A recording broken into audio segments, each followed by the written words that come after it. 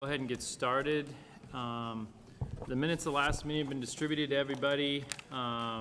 Is there any amendments to the minutes? I move approval of the July minutes. Second. Proposed agendas have been distributed to all the members and to the public.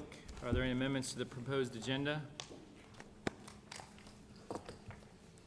All right, the agenda is placed on the table for discussion. So I want to first introduce our host, Chancellor Padar. Thank you. Good morning, everyone. On behalf of roughly 40,000 faculty, staff, and students at IUPUI, I'd like to welcome you to IUPUI, to our campus. I am reminded the number of your members are graduates of IUPUI, so a special welcome to our Jaguars around the table. Speaking about graduates, we graduate roughly 7,000 students every year, and 91.1% of them stay in state of Indiana after graduation, 64% right here in Indianapolis, and we are proud of our graduates contributing, and I want to thank you for your support of higher education in the state of Indiana, and I wish you an outstanding meeting this morning. Thank you. I want to say thank you for hosting this, and then second of all, thank you for your 35 plus years of service. Chancellor Padar will be retiring this year, so we want to wish you well. So thank you. Then, before Representative Hamilton has to remind me, we'll go around and introduce ourselves. So we'll start over here. I'm Jessica Harmon with the Legislative Services Agency. Carrie Hamilton, House District 87 on the north side of Indianapolis. Thank you, Mr. Chairman. Good morning, everyone. Fadi Kadura, serving Senate District 30, north side of Indy, south side of Hamilton County. Susan Preble, Fiscal Analyst for the Senate Democrat Caucus. Eric Gonzalez, House Democratic Caucus. Representative Gregory W. Porter, House District 96, North Central part of Indianapolis. Krista Ricci, Senior Fiscal Analyst for the Senate Republican Caucus. Ryan Mishler, Senate District 9, North Central Indiana. Tim Brown, State Representative, Crawfordsville, Indiana. Ben Tooley with the House Republican Caucus. Zach Jackson, I'm the Governor's Budget Director. Joe Habig, Deputy Budget Director. Lisa Ackelberg, Deputy Budget Director. Liz Brown, Senate District 15 in Allen County in Northeast Indiana. Seth Hinshaw, Fiscal Analyst, Senate Republican Caucus. Liza Bartlett Sherman, Fiscal Analyst for the House Republican Caucus. All right, thank you. All right, moving right along.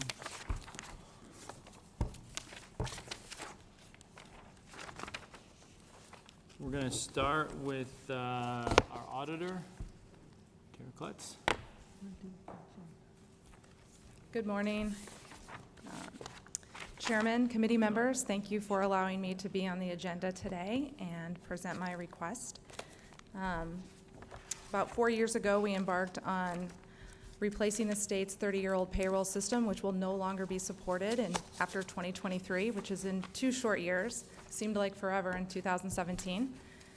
And then 2 years ago, in 2019, came to this committee and received an appropriation of $20 million to do the payroll system. And at that time, I said, if we can also upgrade the human capital management, which is the HR portion of the system, that we would fit that in.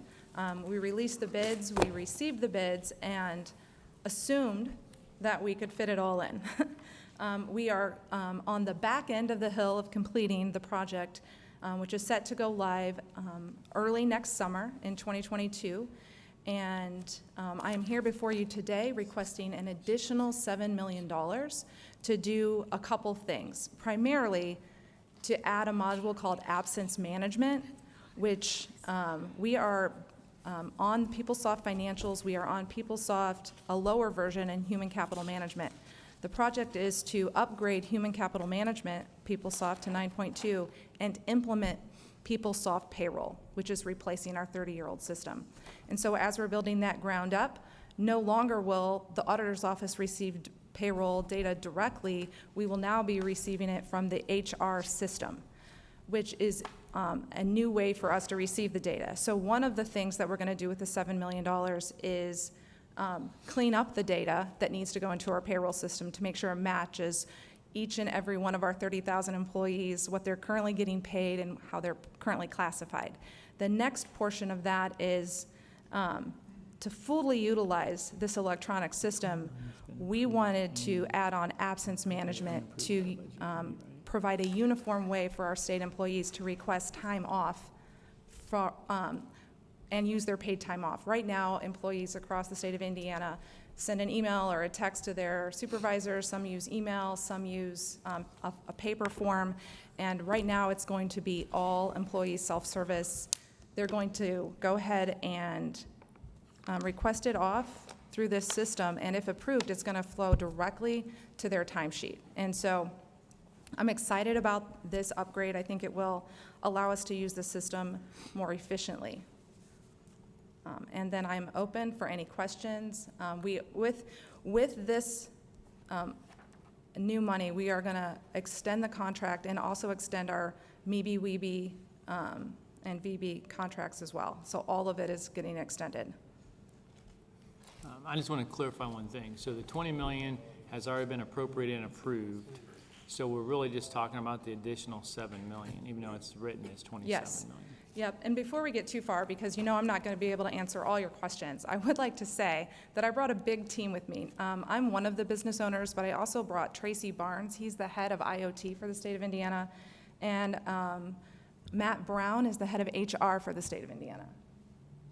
So they're here to answer questions. Plus, I brought my chief of staff, Stacy Schneider, the payroll deputy, Brent Pluckett, Emily, she's the head of communications, and Courtney Everett, head of finance, and then Mark, if you want to wave, he's my legislative director. So basically, we can all hear and be here to answer any of your questions today, maybe. So there's no one left in the office.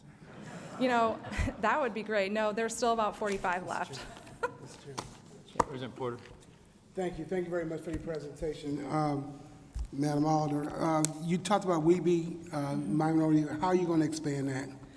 How are you going to do that? We not only utilize the state's criteria for awarding those, but with our implementer, who has subcontracted all of those, we've got confirmation on Monday that if this contract were to be amended, that each and every one of those contracts would also be amended at the same levels that we originally bid out the contract. And we used the IDOA templates.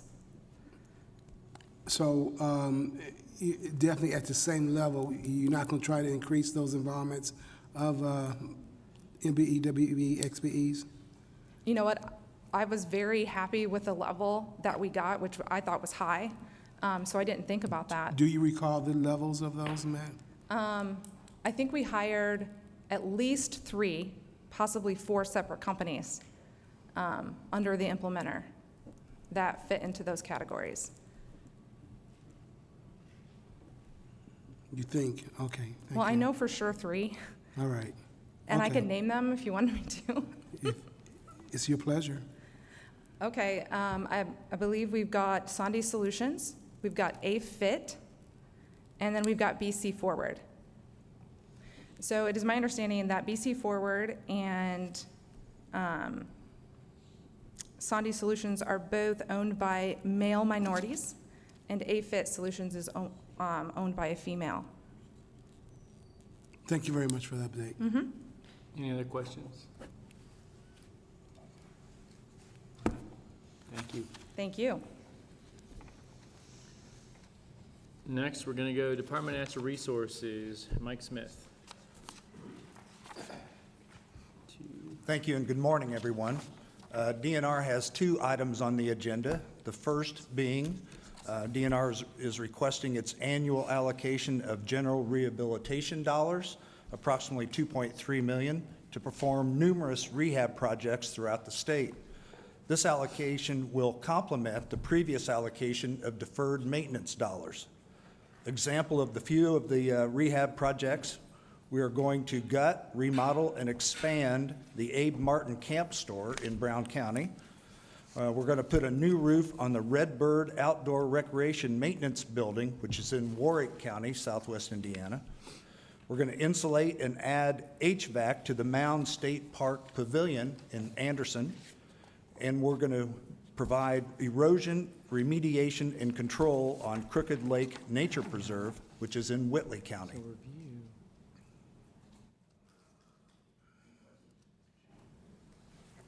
Mr. Jackson.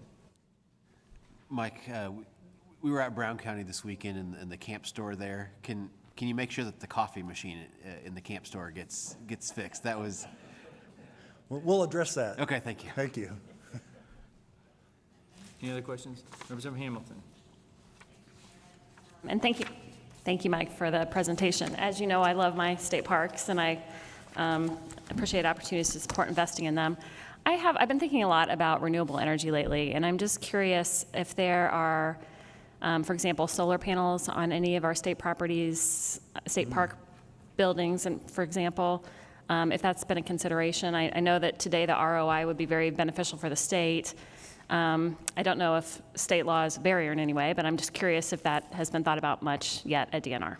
I have not been involved in a conversation at that level, but I certainly will address it and take it forward. Thank you, I appreciate it. You're welcome.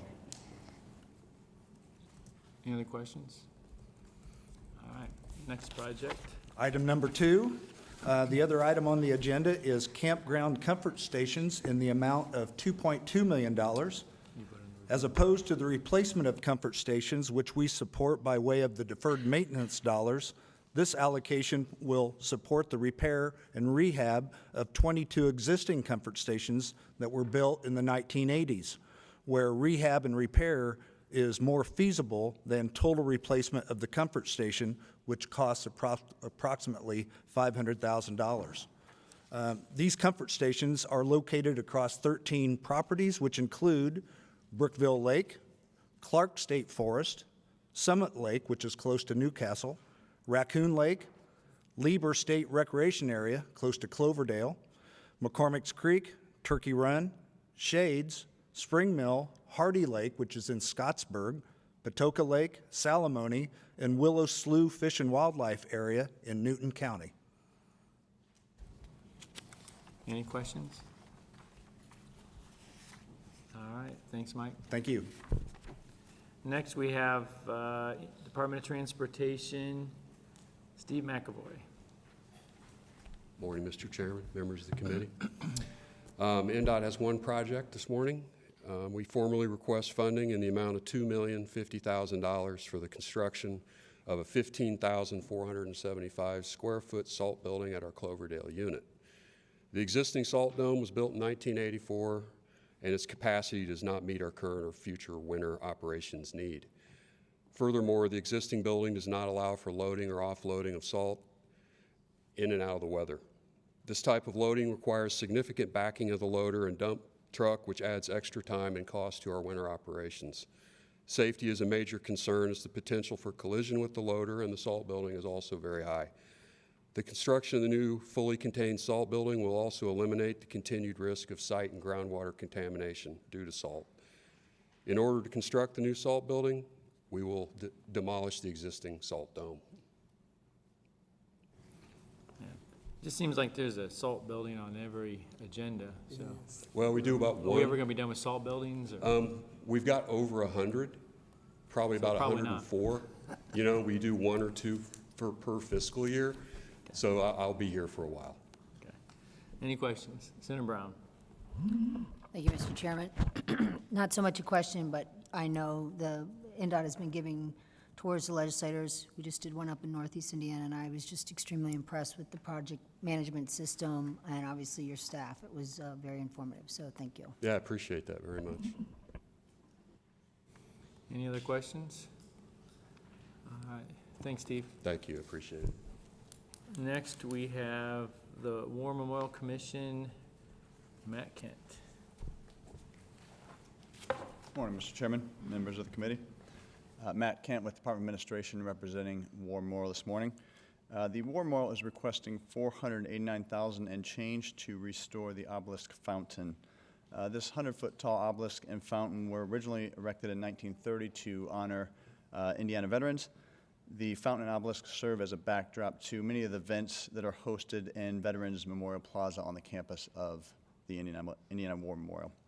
As far as we can tell, it's been at least 20 years since any major work has been done on the structure, and therefore, most of the fountain and some of the obelisk is in desperate need of some repair. The proposed work will include some Dutchman repairs and patching of the stonework, any necessary patching and repair of the concrete in and around the fountain. We'll also clean and restore the 4 bronze plaques that are at the bottom of the obelisk. And then finally, we will remove and replace any of the old caulk and seals that will help keep the water in the fountain. Once this work is finished, Department of Administration and Public Works will work with War Memorial to try and get this onto a preventive maintenance schedule so that we don't have to bring sort of these large-scale projects to the Budget Committee. Questions for Matt? Chairman Brown. Thank you. Is this bid, when was it taken, and do you anticipate the bid, or the work will potentially be higher because of the construction Yeah, cost? thanks for the question. This was originally bid out, actually it wasn't bid out, there's some cost estimates back in 2016.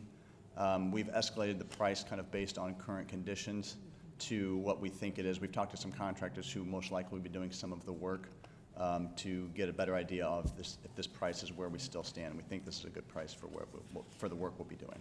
Okay, thank you. So we think it's an accurate price. Any other questions for Matt? All right, thanks, Matt. Thank you. All right, next is Indiana School for the Deaf, Jeremy Hawk. Thank you, Mr. Chairman, members of the committee. The Indiana School for the Deaf is here today to request an additional $600,000 in funding to complete the dormitory HVAC replacement project on our campus.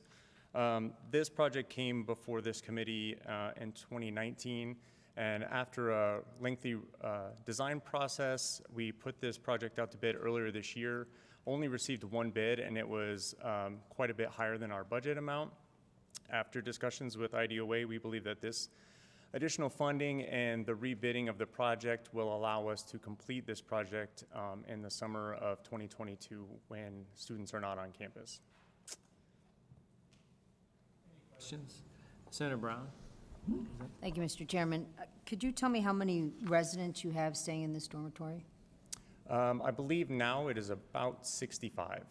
65, do they use, I mean, this is obviously a massive building of 125,000 square feet. Do they use the entire, is there any way to, I mean, since we are in the process of looking for a new facility, et cetera, is there any way to sort of portion this down or portion it? We did have those discussions with the design firm and IDOA after the bid came in higher than anticipated.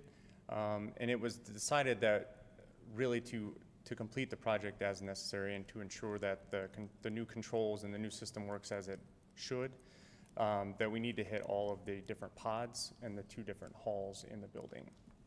And do the 65 students live throughout the 125,000 square foot building in all the pods? They are more spread out now because of COVID protocols. In the past, we've doubled up rooms. We're not doing that now. So they are more spread out. I don't know exactly how much of the square footage they're currently using. Additionally, the 65 number will go up to about 80, 85 once we're sure that it can be done safely. We did reduce those numbers based on COVID protocols, asking students who live closer to campus to take the bus or drive daily. So you take residents who could commute?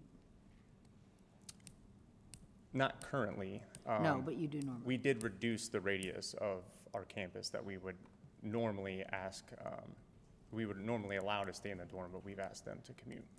Is there an anticipation, I mean, obviously I understand with the COVID, there are significant concerns, particularly if some of the students attending have other health issues, which is probably possible. But is there any indication of them being vaccinated or, you know, as the most recent variant flows through, what are the long-term prospects for that?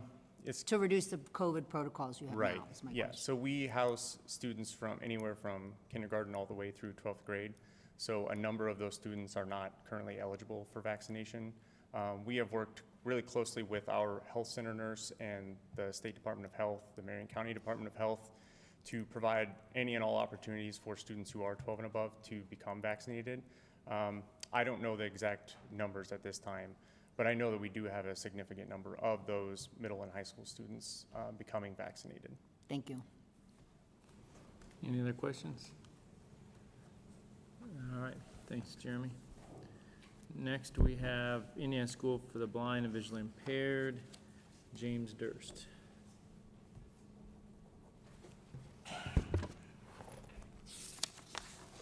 Good morning, I'm Todd Malone, the Fiscal Plant Director for the school.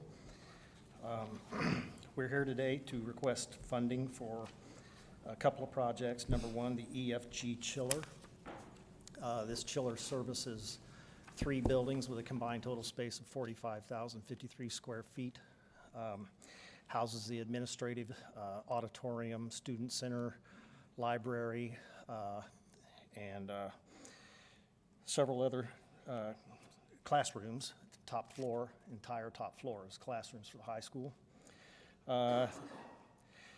The chiller is over 30 years old and has outlived its lifespan. We've spent in excess of $100,000 in the last 5 years keeping it running. And it's currently down now and has been contracted for repairs. 2 compressors need replaced. The price is $25,000. And it was installed in 1987. It's outlived its lifespan. Any questions? Senator Kadora?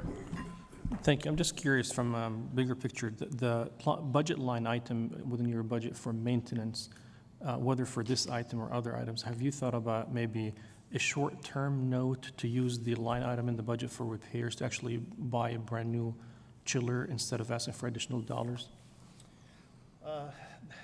The cost to replace the system is very close to equal to the PM budget, annual PM budget, so we're really not able to afford to replace it out of the PM budget. Got it.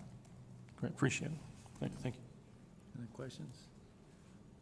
All right, next project. Next project is the Lambert Roof. This is the elementary building. Has about 8 or 9 classrooms, the therapy department, and the health center for the younger students. And this roof was put on in 1991. It's very old, blistering, peeling, curling, and we even have a few shingles missing. We've patched it many, many times over the years, and it's also reached the end of its life. And we have a number of small leaks building-wide, and we've been working quite a bit to keep that from happening, and it's become pretty much impossible to stop the leaking. Any questions? All right, thanks, Todd.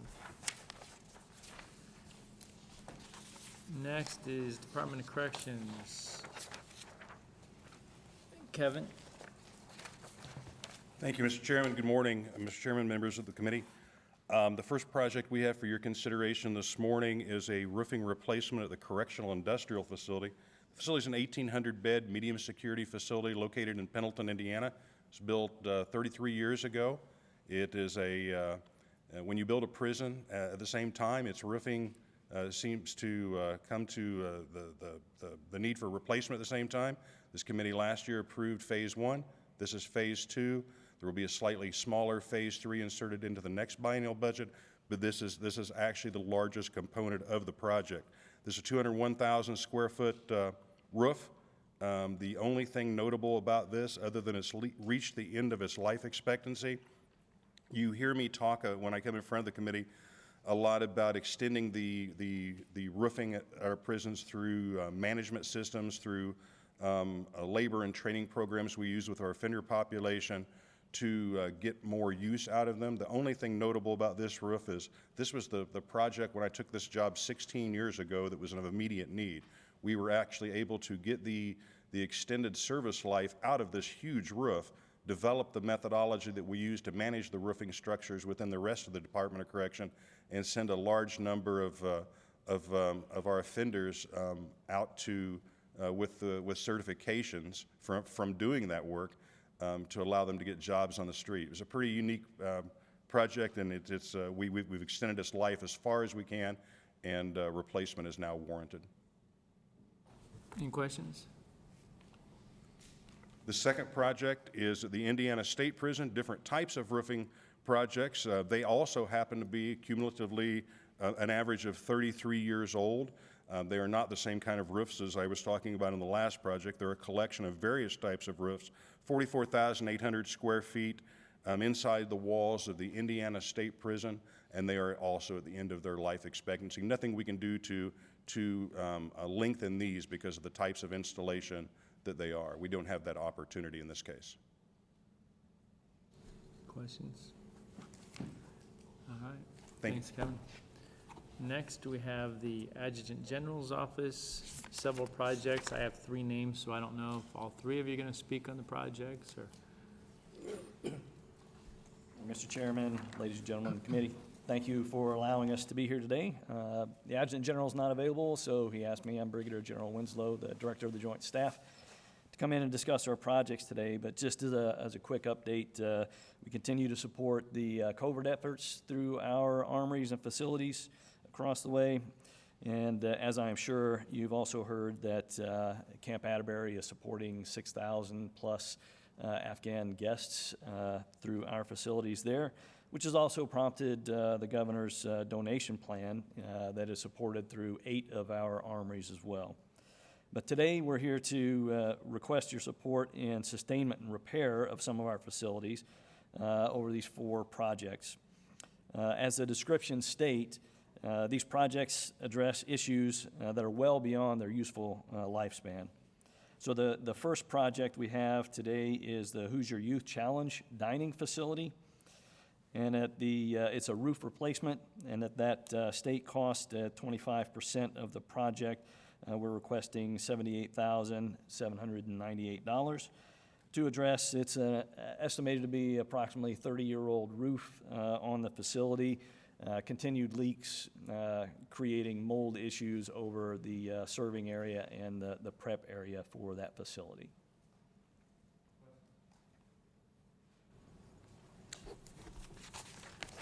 Thank you. The second project is mechanical systems at 2 of our facilities, Connorsville and Terre Haute.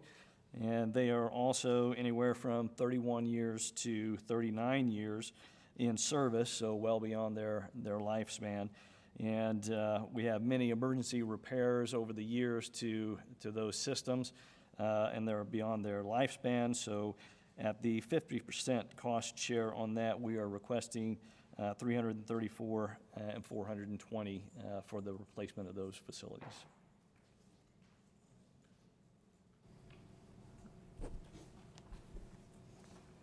The third project today includes 4 separate facilities for the vehicle storage in buildings and roof repairs and replacement there for Bluffton, Huntington, North Vernon, and Remington facilities. Again, roof replacement there, those roofs are anywhere from 68 to 71 years old, well beyond the lifespan, needing to be replaced to mitigate continued damage to equipment and supplies in those facilities. And at the 50% cost share for that, we are requesting $452,112. All right, next. Thanks, sir. And the last project that we have today is at the Stout Field facility for another roof repair there. At that facility, we're estimating that particular roof to be 35 to 40 years old. Continued leaks there, producing mold and damage to the facility. At the 30% cost share there, we are requesting $315,244. Questions? Senator Brown. Thank you, Mr. Chairman. I was going to wait to the end because I was just curious about the different cost share. Is it relative to the type of project, since it's some with 70-30 and 50-50? It's the nature of the facility itself and the activities that are conducted at those facilities. So whether it's a joint facility with other federal partners, or a maintenance facility which is assessed at a different rate, or if it's straight National Guard activities, we'll delineate the percentage share at those facilities. And then did you already receive federal approval for their share, or is that coming next? Yes, we do have the federal funds Already? for these, yes. You do that first? Yes, ma'am. And then my question with respect to Camp Atterbury, are the federal funds to support the Afghan refugees who are there, is there a Yes, dollar that's amount, a- and will we get an update on that? Yes, ma'am. The federal facilities that are being used there were on continuous updates and sustainment from the federal government as well. So they were active and current facilities, and the guests are just leveraging those federal facilities that were already in existence.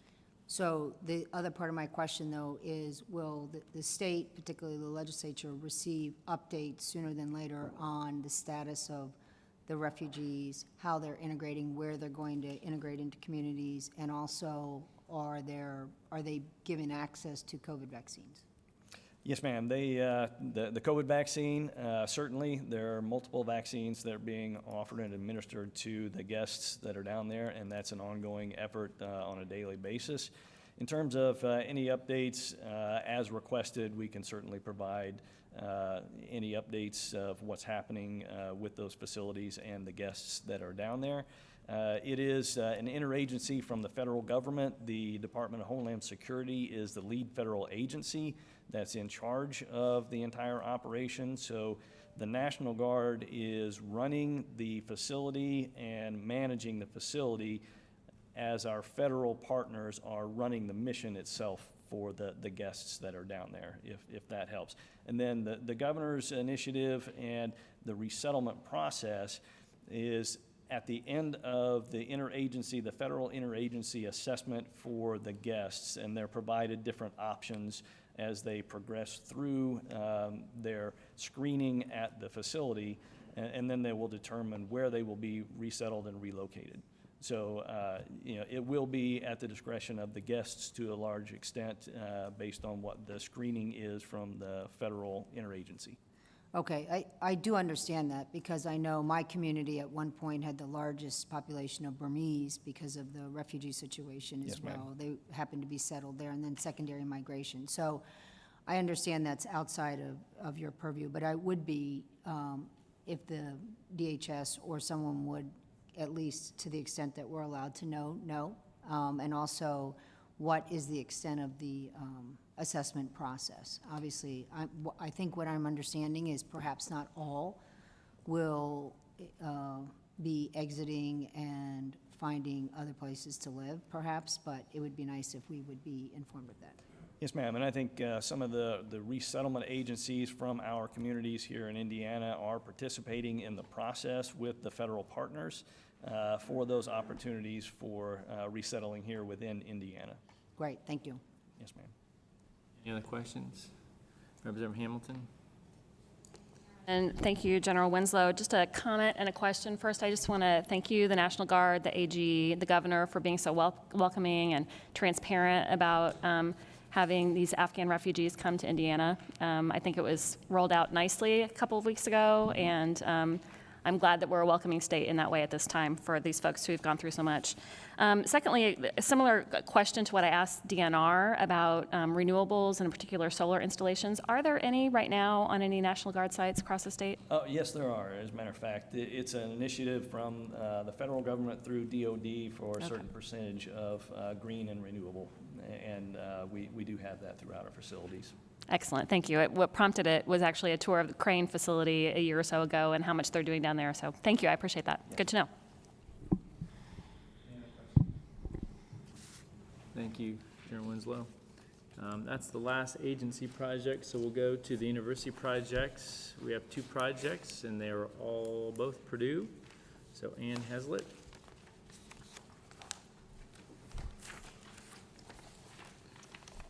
Well, good morning.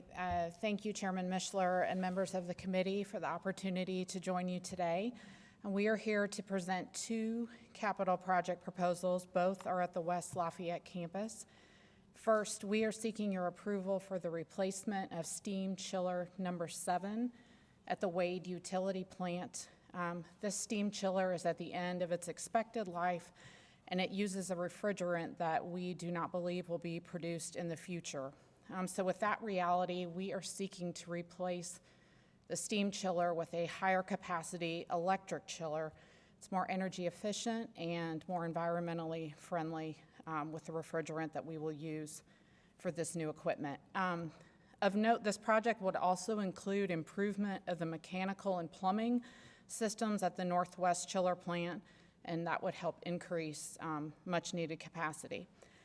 The estimated cost of this project is $12 million, and it is funded by operating funds.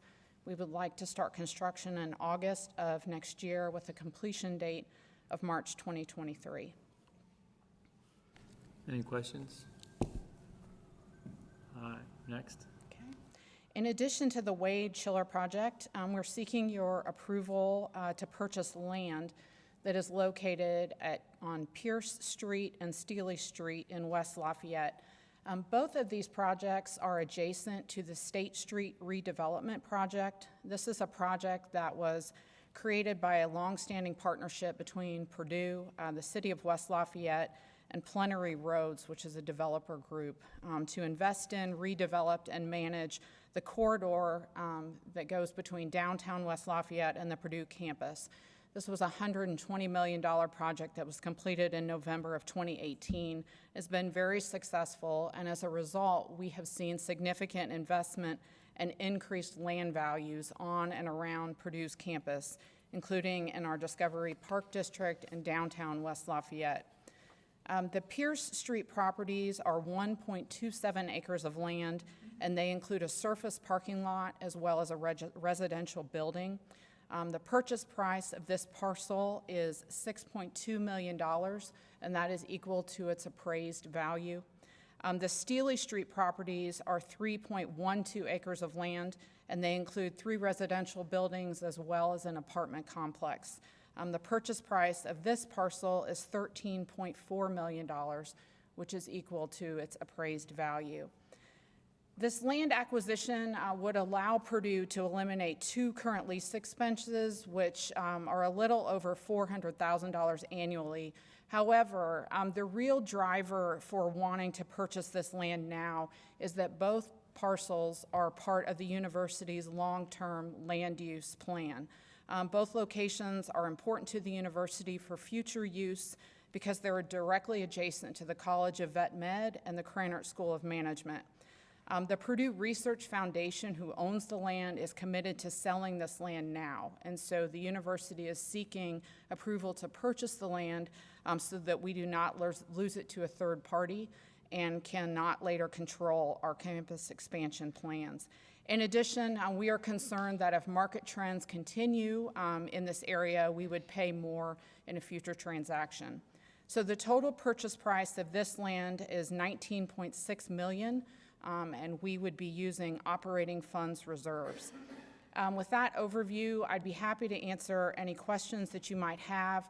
I asked our Associate Vice President for Administrative Operations, Rob Weinkoop, to join me as well in case you have questions about the land transactions. Oh, I thought you said you did. Senator Brown, do you have one too? Yes. Okay. Oh, thank you, Mr. Chairman. So Purdue Research Foundation currently owns the land. What was the purchase price and when did they purchase it? They bought it through a series of transactions between 1999 and 2002. Given the amount of time that has elapsed since they purchased, the county has also adjusted some of its record-keeping systems. We have not been able to identify the original official purchase price. The Purdue Research Foundation can't tell you what they paid for the land? We do not have the official purchase records. But they can't tell you what they paid for the land? We have numbers, but we do not have an official number that I feel comfortable putting forward because of the record-keeping changes. Okay, that's interesting, but, and kind of astounding. So with this $120 million project that's already been completed and is successful, and Purdue Research Foundation has already been holding on to this land, and obviously the land's value has gone up. Was there a thought before the $120 million project was completed that, and this is key to Purdue's long-term plan, which I'm sure was in place years ago, was there a thought to maybe purchasing it sooner than later? Because I guess this is gonna be, my words, a windfall to the Purdue Research Foundation. Sure. I will ask Rob to come up and speak to the campus planning process with respect to real estate. Yeah, actually, the campus master plan has been updated in the last 2 years, so it's actually an updated, newer campus master plan. And so those properties weren't necessarily taken into consideration when the State Street redevelopment project began and was completed. So. Okay, but so when Purdue Research Foundation bought the land, Yes. what was the intent that the Purdue Research Foundation had for the land? Well, they, many times in the past, and again, these were purchases done more than 20 years ago. They, while I can't speak to the purposes for that, many times they will buy property in and around and adjacent to the university if there is some potential future need for the property. Yeah, so somebody had a plan. I mean, 20 years is not ancient history. Many of us live in a house and we know what the purchase price of our house was 20 years ago. I understand. think it's kind of remarkable that no one knows what it costs. Yeah, and I don't disagree with you on that, but we had a heck of a time trying to find the purchase price for that property and could not find an exact specific record of that. And I apologize for that. I do appreciate that, but there is a difference from whether or not the auditor's office, treasurer's office, whomever within the county didn't have good records 20 years ago, for whatever reason I can't fathom. But it's a different question from the Purdue Research Foundation and the individuals in charge of the purchasing and signing the checks, that they couldn't give a ballpark with plus or minus a zero. They could not. I can tell you that anything done between 2013 and today, we absolutely have those records and could pull those very quickly. As to what happened prior to that, we just cannot find those records. All right, thank you. Order. Thank you very much. A couple more questions, and appreciate my colleague from the Senate, her questions also. You keep talking about 20 years ago. I think it's not more like 7 years ago in regards to getting the information. I mean, it's not that long ago. You said 20 years is a long time. Information for as far as the cost of the property? The cost, yes, the cost. Yeah, the cost of the property is, I can't tell you what they purchased it for. I can tell you it was certainly appraised for, and it is consistent with land parcels in and around that area. Can you not do a title search? What's that? Can you not do a title search? We have tried those things. We cannot. I'm just telling you, we cannot find it. I'm happy to go back. Well, you worked for Department of Administration, right, at one point? That's correct, I did. Okay, so you have some history with this, right? With this project? Just in general. I mean, yeah, as a real estate person, With right? real estate purchases, sure. Okay. And we can't find anything. We cannot find the cost that Purdue Research Foundation Is there specifically paid for that anything like a property. sales disclosure form, anything that we can use? We cannot find, we have searched, we have worked with PRF, we have worked with the local county to try to find those property costs. We cannot do that. Well, this is really alien. Indeed, it is. I would agree with you. In regards to the purchase price, could there have been any, was it a market price that, is this market price? This is an appraised value that is consistent with properties in that specific area, absolutely. Okay, and so the foundation wasn't willing to give a break or anything in regards to this whole development, to be full partners, and not have as it was said, a windfall of dollars? I mean, I think. I know they're separate, but, everybody should be in the same ocean line or Right, whatever. they have a separate fiduciary responsibility. They are a separate 501c3. They have to maintain that responsibility, and so we're getting what I think is a fair price. And probably, if it had gone to market, there's no doubt the property would have gone for more money than it is in this appraised price that we're purchasing it for. This is a tough one. Thank you. Any other questions? Any other questions? Representative Brown. Thank you. Ms. Hazley, you've talked in the past that operating funds are investments of the university. Do you budget specifically for capital expenditures? Could you not use these operating reserves to decrease some of your ongoing expenses or increase number of faculty on the campus? I'm going to let Andrew Bean, who is our Senior Director for Financial Planning and Analysis, answer the question with respect to the funds. In regards to our reserves, we do set aside each year a portion of our operating incomes into this reserve for both strategic purposes and capital needs as we go forward. So as you look at some of the other programmatic things that Purdue is moving, like its recent investment in the Next Moves initiatives, that's coming in some cases from these same sources. We weigh those facility and land needs against the programmatic needs and make those decisions in combination, so they're not isolated from each other. Could you not hire more faculty? We are already investing in additional growth through the other actions that we're taking within our budget. So as we look at our overall operating picture, this year we've increased our faculty number by about 35. We have commitments for about another 100 more. So we are investing in faculty as we go and working these two needs together in part of those plans. Okay.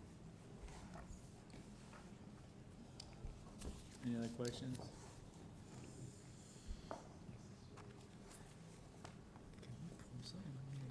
It sounds like we've got a lot of issues here. As I go.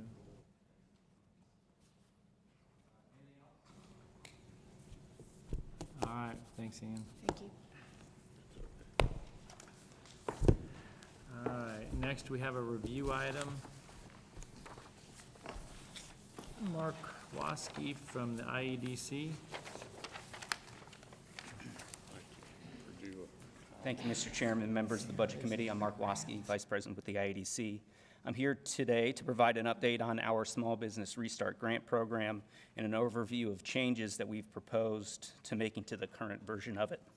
To date, the IEDC has approved nearly 3,000 applications for businesses across the state, awarding approximately $54.6 million in grant funds. Of these 3,000 awards, 493 were minority and women-owned businesses.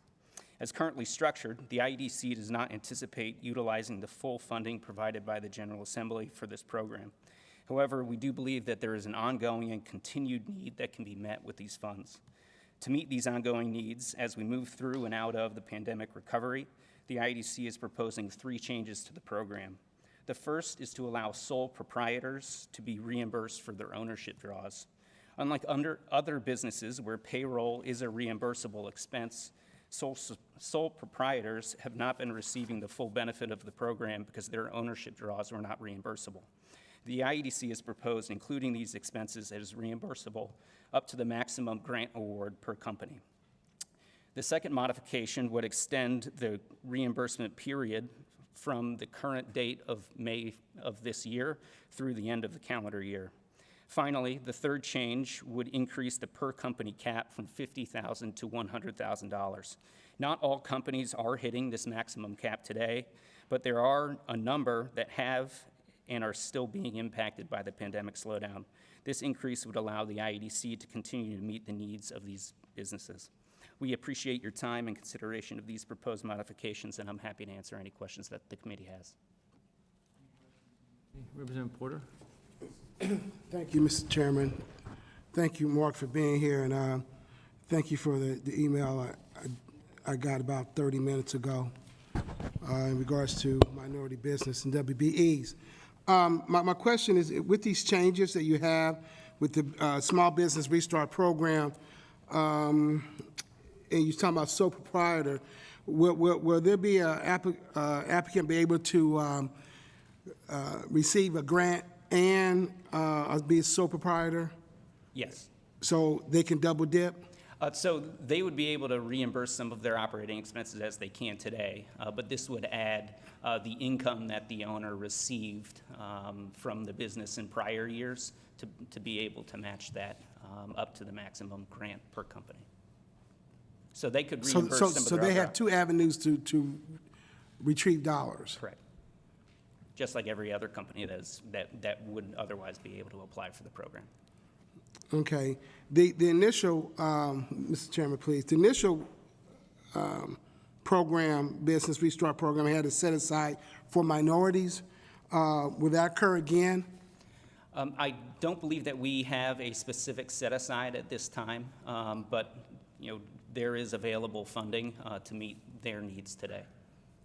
So there's no set aside for minority companies? I'm not sure. MBE, WB, XBEs, veterans, anything like that? I'm not sure. I will get back to you on that to see if there is still a specific set aside. Why would that not be just an automatic consideration?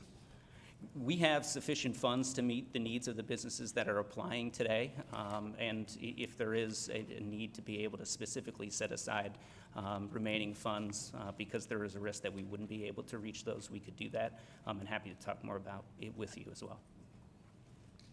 So there's no set aside, there's nothing to help businesses, minority-owned businesses, but we're going to allow another avenue to essentially double dip. Okay, so if you decide to do a set aside for smaller minority businesses within the state of Indiana who pays taxes, if you decide to do that, is there going to be an outreach program for them? And what type of outreach program, or will there be a commission set aside or another study committee or whatever you guys want to frame it? So we do anticipate some pretty substantial outreach to be able to make sure that businesses are aware of these changes. We've been working with the Black Expo beginning in May of last year to specifically target minority business owners and the minority business community to make sure that they're aware that these grant funds are available. So how will you track those individuals who receive those dollars? Are you going to track them? Those minority businesses, if you decided to go a more fair route for MBEs and WEEs? And we keep records on every single business that applies for and receives grant funding. And within the application, we're able to track which of those businesses are women and minority-owned businesses. Okay. Well, conclude. I'm very concerned about this. The commitment, I'm tired of lip service when it comes to that. That should be automatic. It shouldn't be something we're going to do a trailer on, and then, we might do it, we may not do it. I'm very disappointed. The second time we've had a meeting, and I get statistics or information during the meeting of the Budget Committee, and, I just think it's not forthright for the Budget Committee, or particularly myself, to be on tier 3 or 4 when it comes to answering and dealing with various people in our community. And I leave it at that. Very disappointed.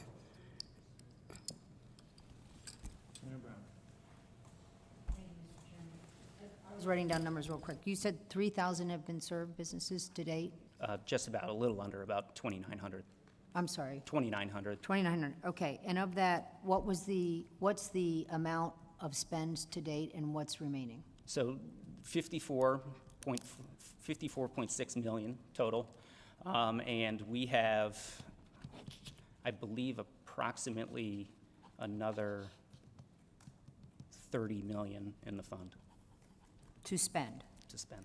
And of the 2,900, you're tracking 493 were minority and women-owned. So you're tracking all that? Yes. Do you have a number of how many applicants there have been? There have been, I believe, I'll get the specific number, but I believe it's close to 5,000 applications have come in. Okay. And so 5,000 applicants, and of those, more than, about 2/3 have been served? Correct. Okay. And so with the 30 million, your concern is this is going to roll back to the feds unless we spend it, and there's a need out there. So is it a matter of making businesses aware, or one of those where it's a good gesture but not enough at the time to really make an impact, and so that's why you're asking for the increase in the cap? I'd say it's a combination of a few different factors, Senators. One is the companies may have hit their $50,000 cap to date, and therefore can't get any more, but may still have some needs that could be met with this change.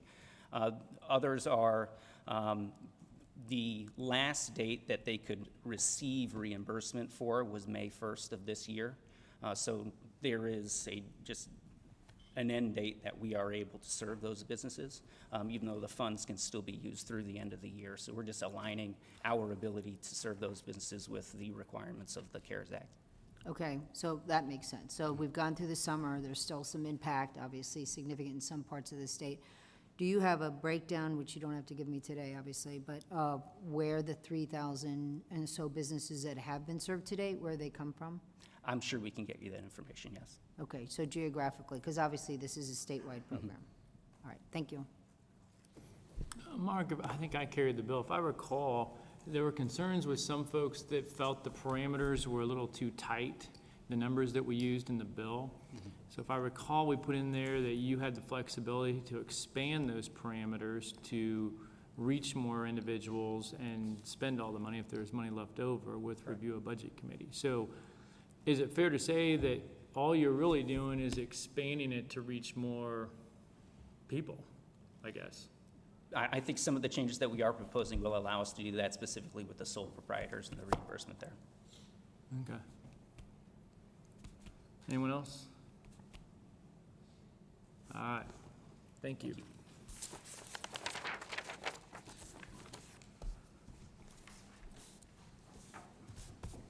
All right, are there any motions to remove any items from the agenda? Move we accept the agenda, Mr. Chairman. All in favor? Aye. Those opposed? Nay. Let's go back.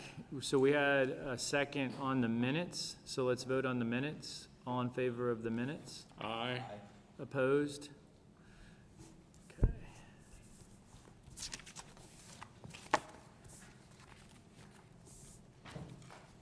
So now we will move to, we have two discussion items. And we'll start with Chris Johnston for the CARES funding.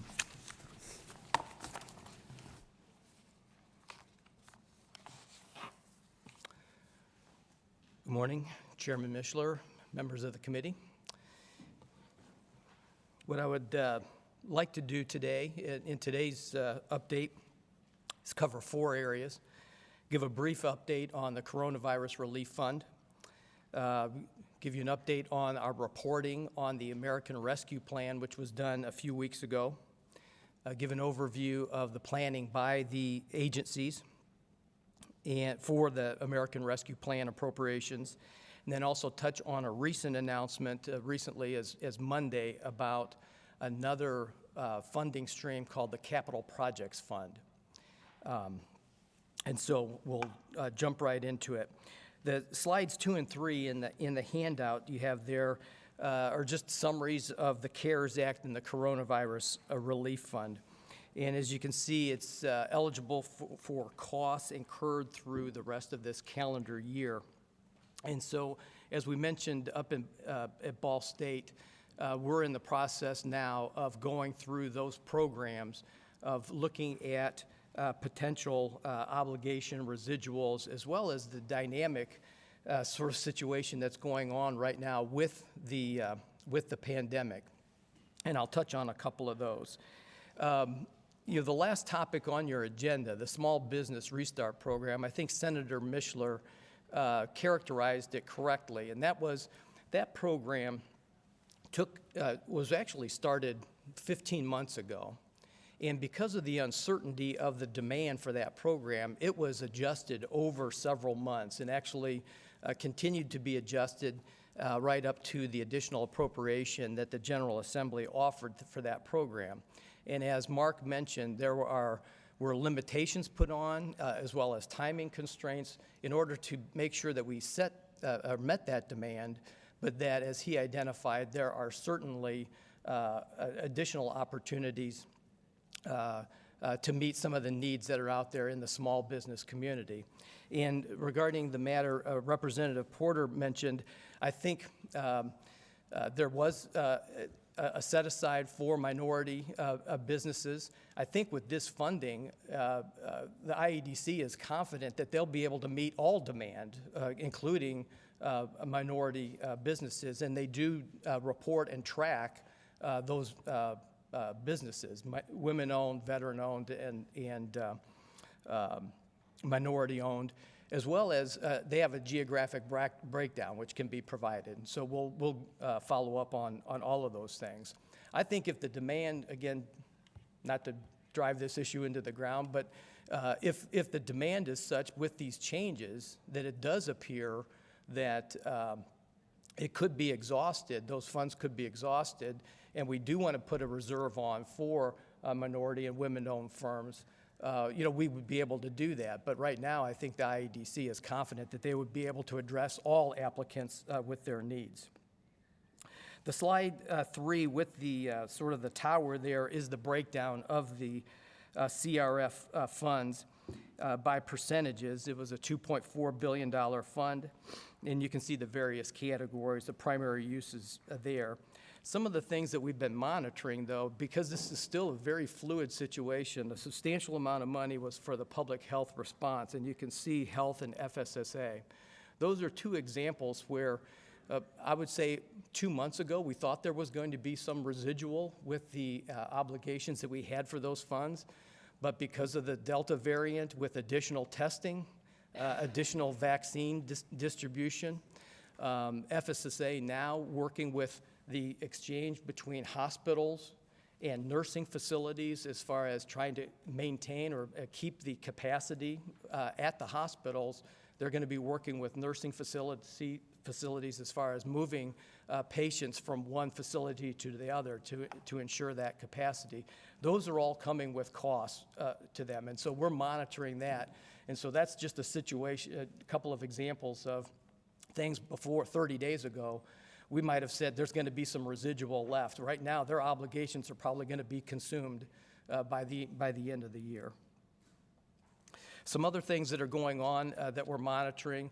FEMA has been really slow in making determinations. We've had some costs, such as you heard me mention before, BMV, plexiglass, and PPE, and those things that when we have customer-facing agencies, those we directed them to go through the FEMA route. FEMA is unsure of when they're even going to be able to make a determination. So by November or so, we may just say, if there's funds available, we may recommend that that the residual in the CRF be used to cover some of those internal costs. Another example is you've heard that the National Guard has been out at nursing facilities. That's also under review, and there's a distinction between public sector nursing facilities and private sector nursing facilities and what costs that the FEMA might cover there. So we're working through those issues as well. So all in all, still a fluid situation. We do have the UI Trust Fund that we would be able to use funds for that if we so choose, as well as there's other just straight additional expenses for the state that we could use those funds for. Slides 4 and 5 are a recap of what we've discussed before, and that's moving into the American Rescue Plan and the State Fiscal Recovery Fund. That's the fund that was, the state allocation is $3.1 billion, of which we've received half of that money. It was, that amount was appropriated in the last session and put in the budget. Those are funds that are available through 2024, or obligation through 2024, and then the performance period or the liquidation period is all the way through 2026. I mentioned before that the comment period closed regarding the rule of the administration of those funds. I believe they've received over 1,000 comments across the country, and we've received a memo about 2 weeks ago that it's taking some time to go through those 1,000 comments, and so basically they're saying don't expect a final rule for some time as they work through that.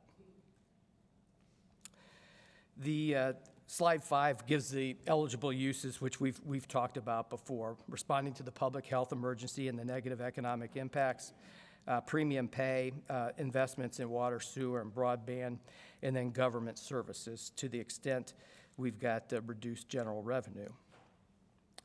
Starting on slide 6 is a reporting recap. So on August 31st, We filed our first reports with the federal government for activity through July 31st. The first report they just called the interim report, which was basically giving a snapshot of what has been done through that time period. They wanted to know about the revenue replacement calculation, and we've talked about that before, and we'll talk a little bit more about that in a second. If you recall, there was roughly $430 million that will be distributed in 2 installments coming from the federal government to the state of Indiana that will go out to cities and towns with a population less than 50,000. We had to report on our status of those distribution activities. Then there was also a report of what expenditures and obligations haven't been incurred to date, and I don't think you'll be surprised, there has not been a lot of that yet, but we'll touch on what has been incurred through July 31st. The second report was called a performance report, and again, we'll walk through some highlights there. Our next big reporting is through September 30th. It's due on October 31. It's a little more granular. It'll start to be asking for expenditures at the project level. And so that will continue to build every quarter as more projects are identified. This one also, if you're out in your districts, you may get hear from some of your folks out there of the difficulties of filing reports with the federal government. Hope they're not listening in, but we had our own challenges to that. And so this is going to be probably an interesting exercise for a lot of these smaller communities of having to upload reports. And there's certain identification requirements and who can file reports with the U.S. Treasury and all of that. So we'll be following those activities as well. So the contents of the report are on slide 7, and I'd like to take some time here. So we've talked about the revenue loss, and we had to report that. So on the interim report, there were 3 things. Calculate your revenue loss, give us an update on how you're sending money out to the non-entitlement units, and tell us about your expenditures. We reported a revenue loss of $1.85 billion. Now, with all the positive reports you've been hearing monthly about our revenue situation, you may be asking, how can that be? And I'll try to walk through that, and if anybody wants more detail, I'm happy to come up and visit and walk through this. The calculation, and this is their term, it's called a counterfactual. They basically give you the assumptions on how to calculate this amount. And it starts with revenues that have been identified through the U.S. Census Bureau, their reporting, from 2017 through 2019, the 3-year average. That's how you come up with the 5.52%. This is more than just general fund revenue. It's gas taxes, it would be an example. You're able to count other miscellaneous revenues that might be reported as component units of the government. So it could be room rentals at state park inns. It could be tolls. It's more than just our general fund. So now we're starting with, if you say our general fund revenues are $18+ billion. All of these eligible revenues are roughly $22 billion. So that's our starting point, plus the average of 5.52%. They're saying, basically the counterfactual is, they're saying whatever that average was for the last 3 years, you're allowed to assume it's going to continue for the next 5 years that we have to do these calculations. So we will do future calculations using this 5.52%.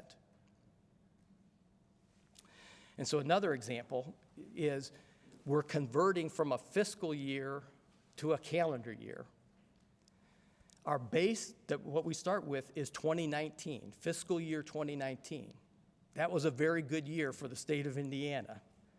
So we're not only starting with a good base number, adding 5.52% every year to say that's going to continue, and then we compare to the calendar year, you make the adjustment from fiscal year to the calendar year, and then you compare to your calendar year 2020 revenues, which, while we still bounced back in calendar year 2020 from our state revenues, there was still an impact, even on general fund revenues. And so, as an example, our starting point was $22 billion.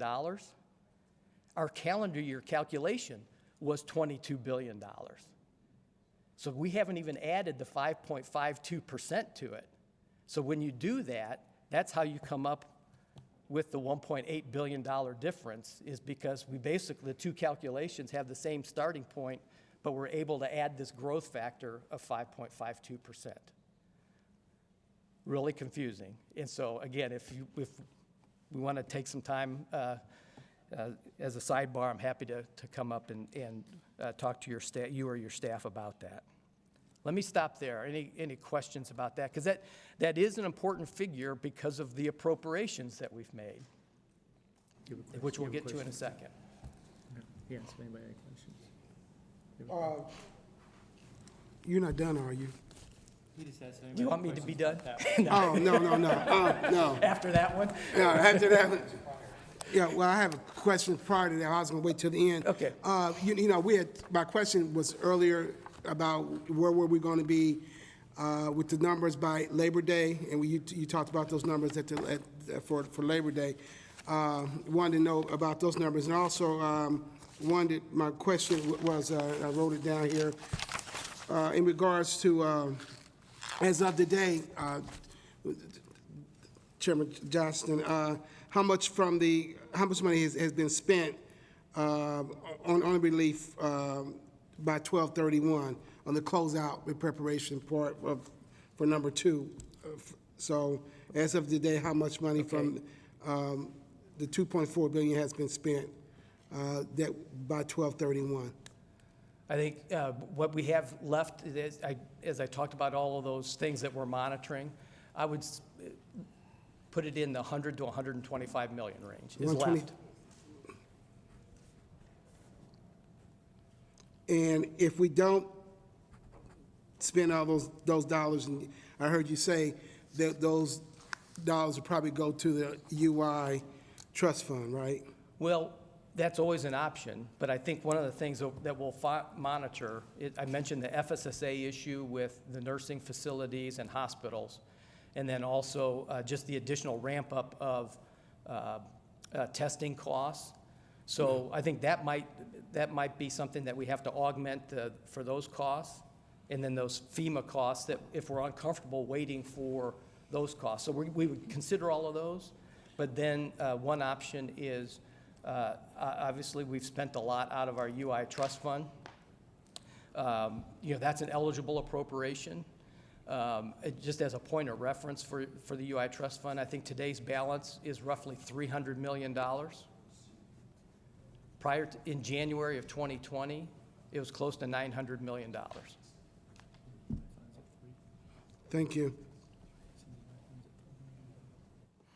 But yes, so that's really Representative Porter dealing with the coronavirus relief fund, that $2.4 billion that, again, I mentioned starting around Labor Day, we're going out to the agencies now probably every 2 weeks, monitoring what their pending purchase orders, what's left on all of those expenditures, to be able to come back and report on what might be the better uses for that.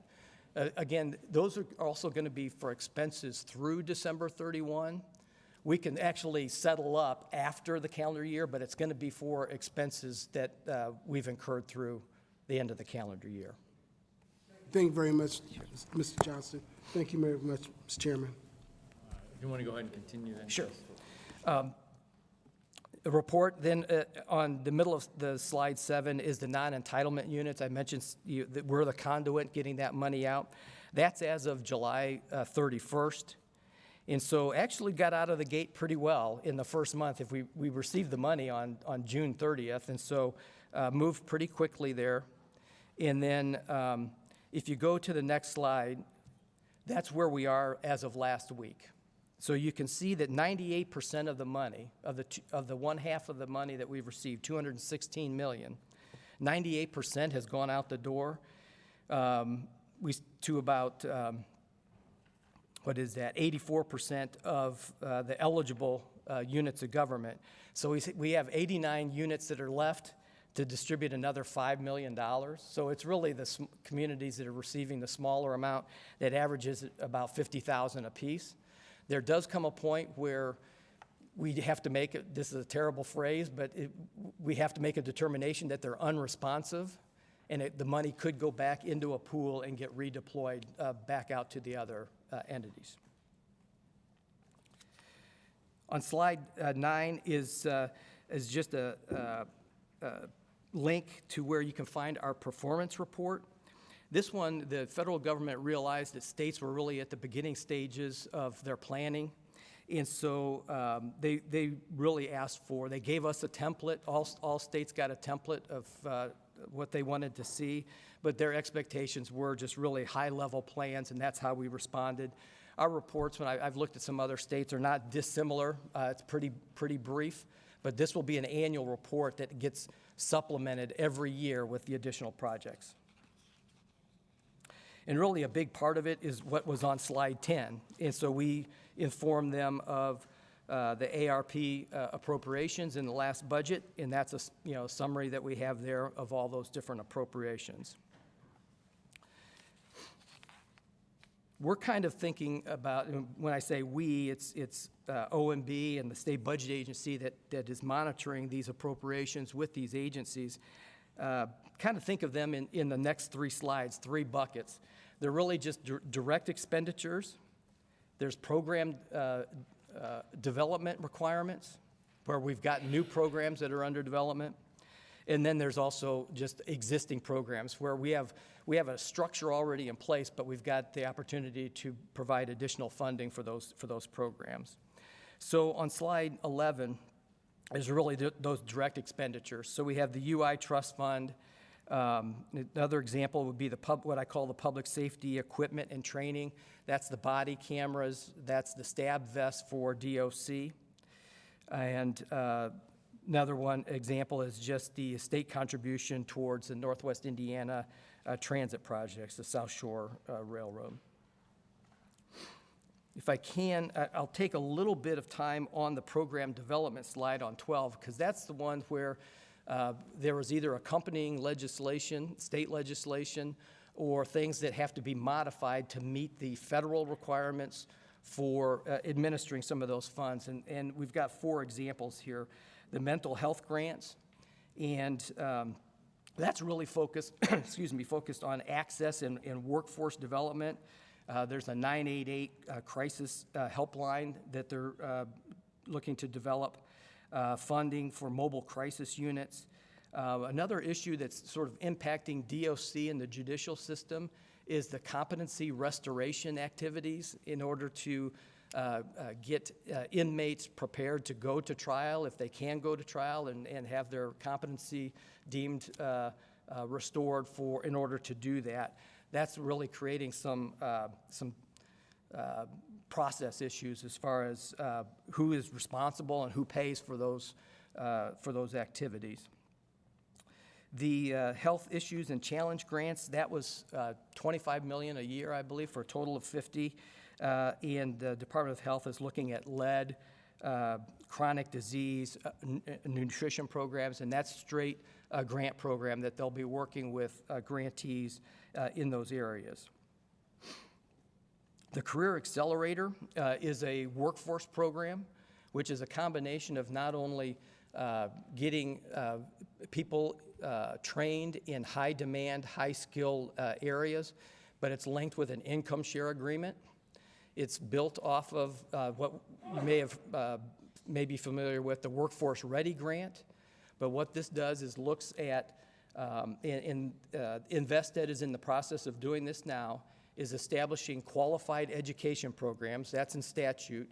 And so they're vetting that. There's a committee that's reviewing those programs that training companies are assembling. They will approve that menu, and it doesn't mean that it's a one-time shot. Anybody can come in and approve, or excuse me, propose their programs, but this committee will be vetting, is it in the high-demand area? Is it is it training in the skills areas that we need in our economy? Once that is established, then the window will be opened to actually take applications for the income share agreements. And so I think by the middle of October, we should have the first pool of applicants for the program side. Once that gets vetted and approved, then we'd be able to move into the programming side for the individual students. There'll be it's for a maximum of $7,500. Again, income share agreements, so there's no interest. It's basically a percentage, 5% of the monthly income. And then they'll also have to meet certain minimum salary requirements in order to even start the payment period. So if you get training and you don't actually have a step up in your income, then payments don't get initiated until you reach that level. There's a residency requirement, and then also, a residency incentive that if you stay for 3 years beyond after getting placed and after receiving the training, you get a 5% discount on the tuition fee, the training fee. So again, that's a lot of work has been going into that, and is moving quite quickly. Issue. So Representative Yeah, Porter. thank you, Mr. Chairman. And Mr. Johnson, you and I have had conversations about this Career Accelerated program before our last meeting. My question is, has the federal government signed off on the income share agreement? Is it with the rescue money? This, I don't think it's required as far as signing off on it. Okay. Now, I'll take the opportunity to raise a challenge for us on this, is what we are asking them about is this program going to be deemed a revolving fund, a revolving loan fund? Okay. And here's why this is important, is they do speak to using ARP money for revolving loan funds, but as it implies, the money goes out, we pay for the training, but then the students repay it over a period of time. We have a period of performance issue out through 2026. So what happens to those payments when the money comes back in? Does that have to go back to the federal government? And right now, the federal government has not weighed in on it. We're posing that question. The lawyers we're talking to, though, both here in our shop, but also some outside counsel, is saying right now be prepared to return that money after the repayment. So that's the issue I think we'll have to be monitoring over the next couple of years on that. So that is a risk that's out there. Okay. But if it's a successful program, that's something that, again, you and your colleagues may want to consider as in a couple of budgets. Is that something that you actually want to exchange the funding source, the general fund versus using the federal funds? Because the general fund then takes that issue away, and so maybe the next couple of years actually is the incentive to make it a successful program. Okay. Thank you very much. Thank you, Mr. Chairman. Then the last item on that slide is just the READY program. You've heard a lot about that, so I won't spend any more time there. And then on slide 13 is really the programs that are already out there, water and sewer, the broadband program, and then the other infrastructure is really just roads and bridges through the next level connections appropriation. I will say this on the water and sewer program, that program is oversubscribed. When the IFA put out their notice of funding opportunity, the water and sewer program was $100 million.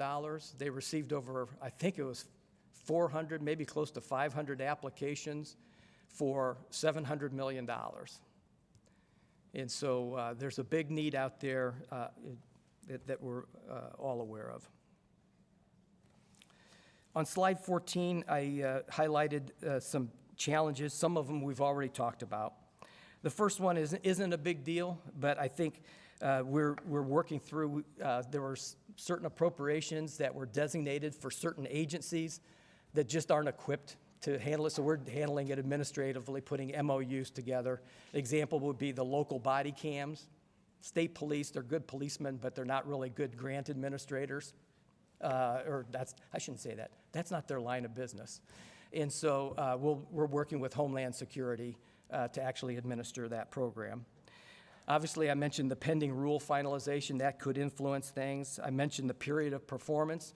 That's not only with InvestEd, but there's some large capital projects that, depending on where they are in the design phase, may actually bump up and get close to the period of performance if they haven't really started their design. So that's something that we'll be monitoring about that.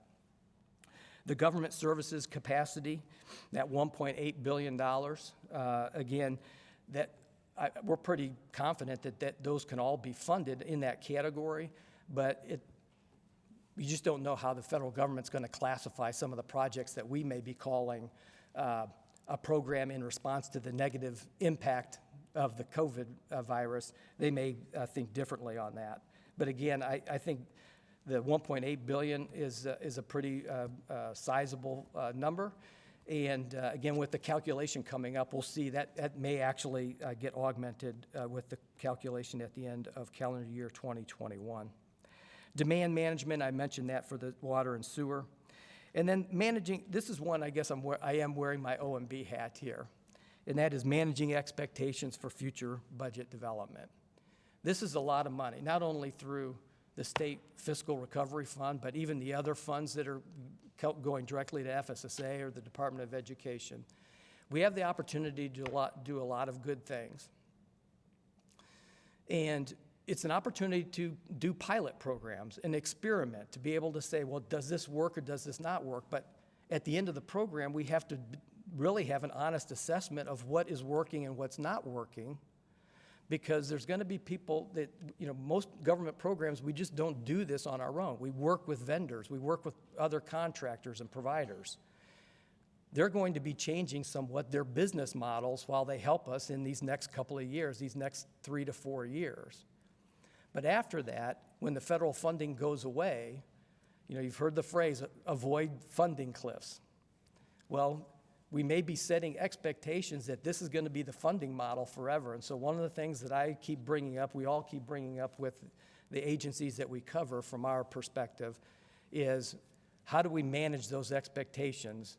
And then how are we going to actually use the data to say, this program's not working and we need to stop it or make adjustments, or this program is working and let's figure out how to fund it. And so it seems like it's down the road, that we shouldn't be worrying about it, but this is something that actually concerns me a lot.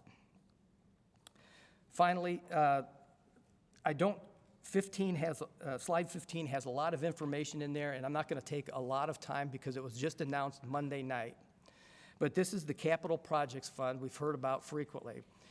Our appropriations don't distinguish between the state fiscal recovery fund that I've been referring to mostly, or this Capital Projects Fund, which is a good thing. We have the fungibility.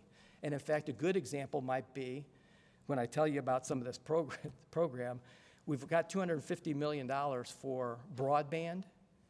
A lot of the things in the broadband legislation that the OCRA is trying to administer, of focusing on schools and hospitals, where can you have the greatest impact, are priorities in this Capital Projects Fund. So again, we might have the flexibility to not to change appropriations, but manage which federal bucket we actually use for some of these programs. But it's specifically, I do want to highlight the next to the last bullet. General infrastructure is not eligible. So highways, bridges, and transit, they really are focusing on broadband, and however you want, if you want to come in and talk about connectivity that promotes health monitoring, work, and education, they do say you have an opportunity to bring it in, but everything else in this document pretty much reads broadband.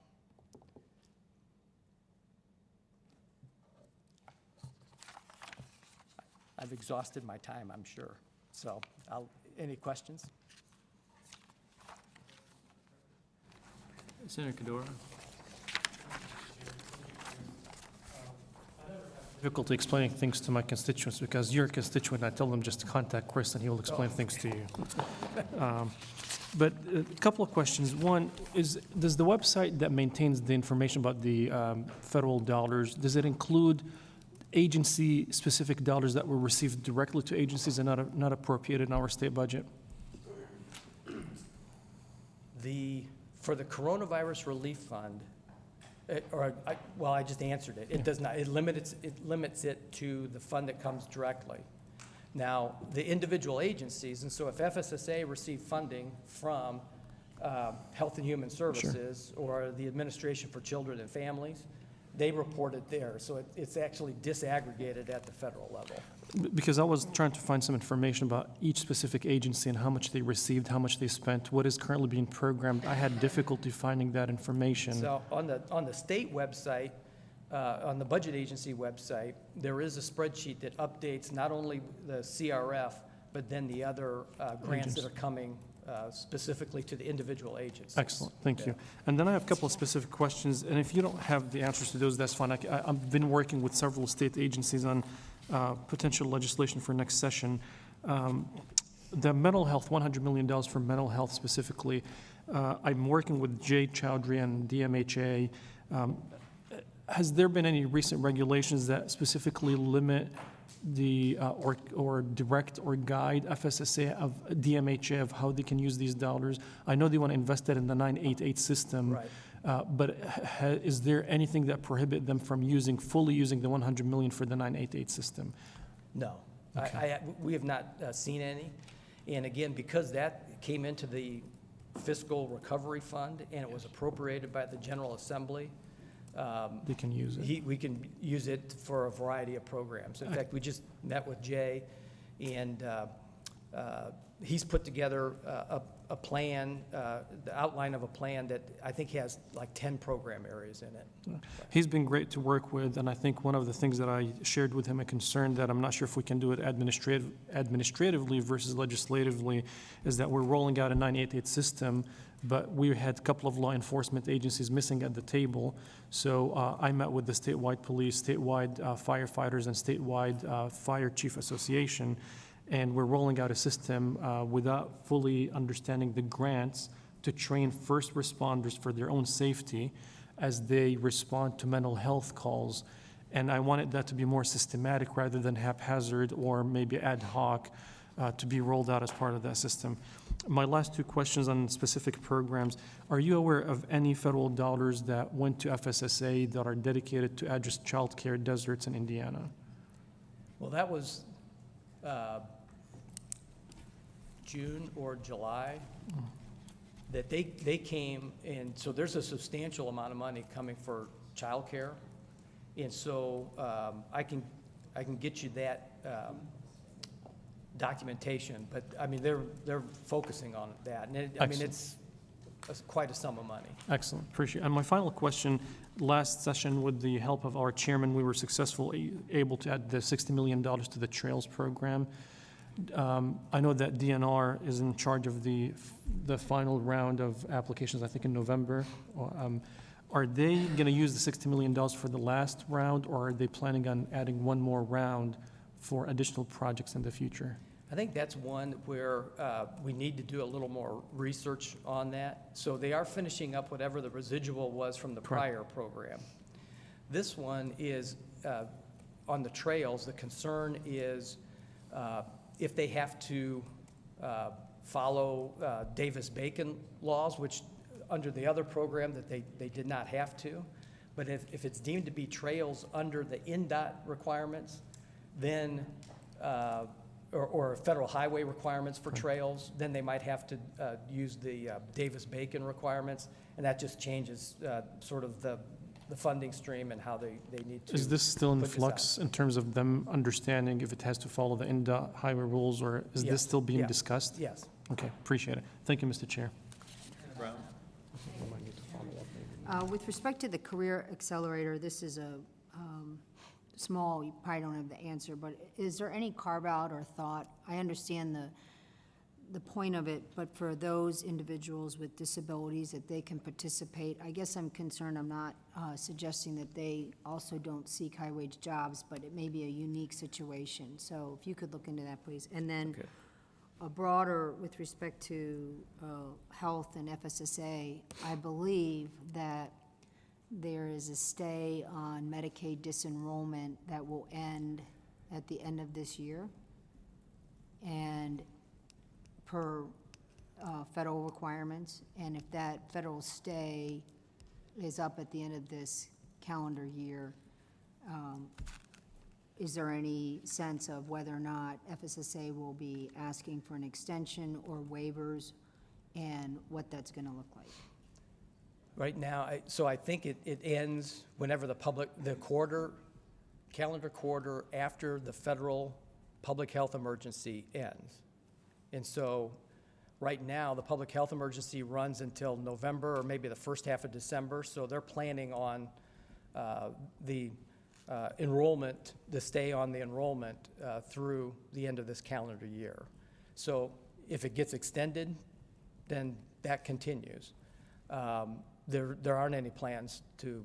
So. I'm not aware of any, but I can ask. But, so we could literally bump up against the end of this calendar year, and if the federal stay is extended, regardless of what our state situation is, then we are bound by that. Yes. Okay,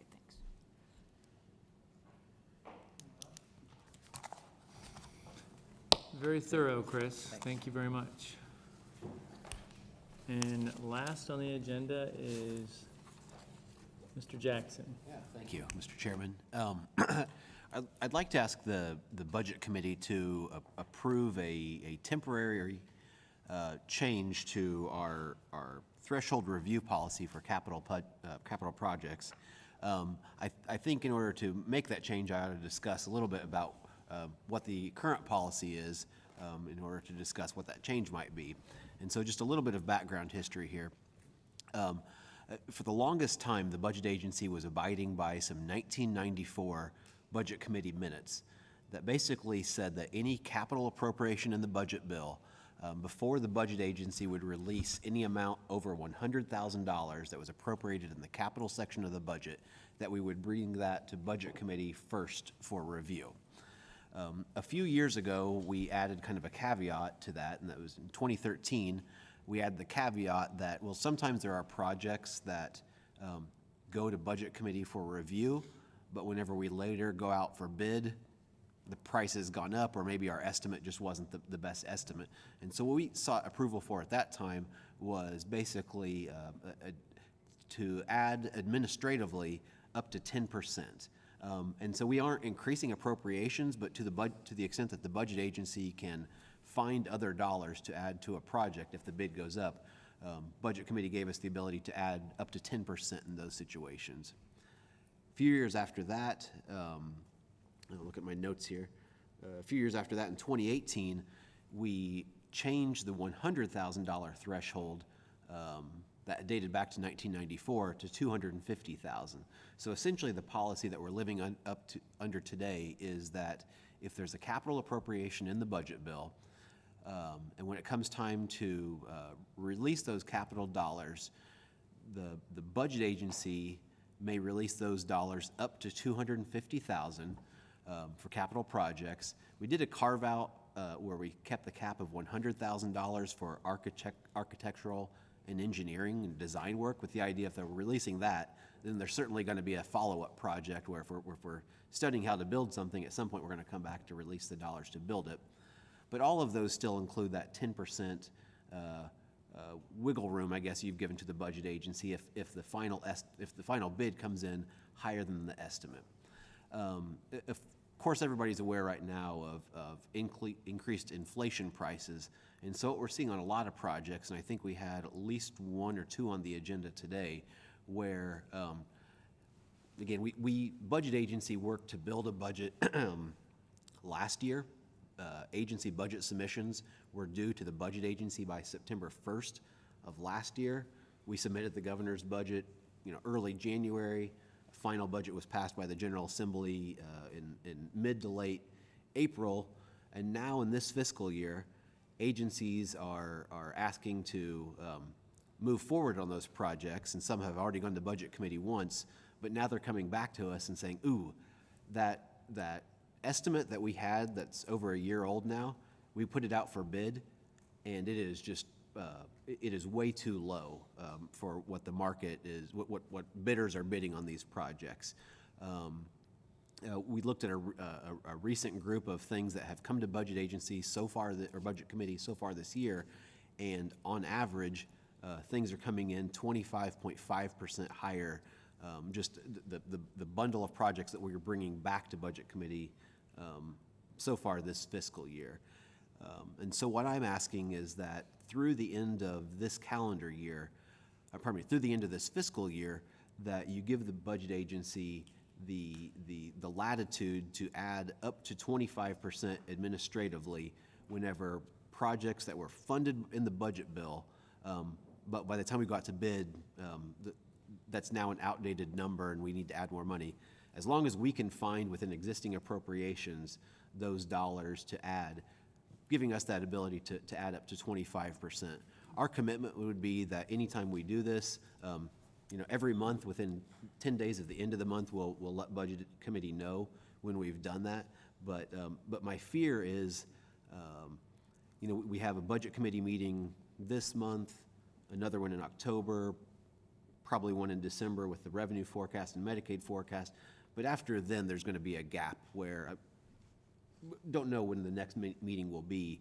And we'll probably run into several instances in that period where agencies that have gone out to bid based upon the September, October, whatever meetings, and they're getting those bids back and saying, yeah, if we're going to have to wait until the next meeting, that price is just going to continue to go up, and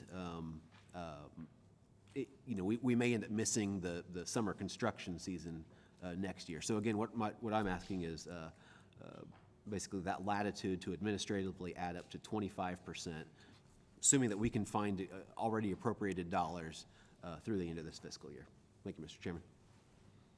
Zach, I will admit I was a little skeptical at first, but any of us in business know that some of the raw material costs are up 300 to 400%, and this is a strange time. Things are more expensive, and so I thought it was best in discussions with Zach that we consider giving the administration a little flexibility just through the end of the fiscal year, and then we'd reevaluate where we are. So, Senator Brown.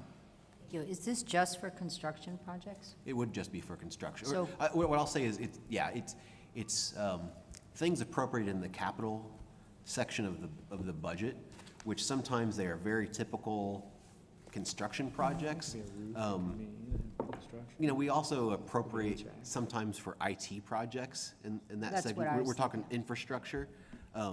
I would say my commitment, though, is I only want to use this authority when we're talking about actual inflation in prices, things like that. I don't want to use it for, and I'll just make up a silly example.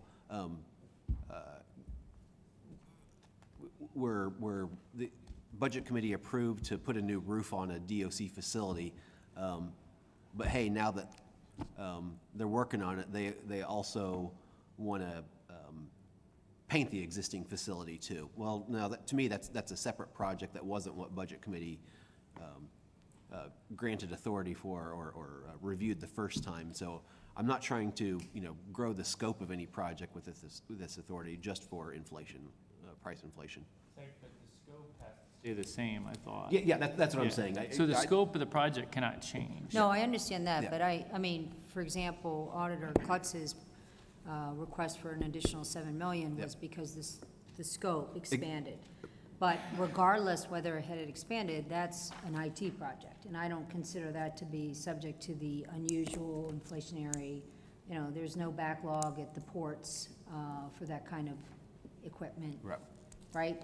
So I just want to make sure that it's not necessary to have every project that goes over or expands or whatever it is, just The other because. thing we asked for, Senator Brown, is we asked for Zach to put together a report of every project that this pertains to. So he'll give us a report, the members of the committee will get a report, and he'll say, like the original cost, the overage, so we'll be able to monitor that as a committee. Regardless. All right, thank you.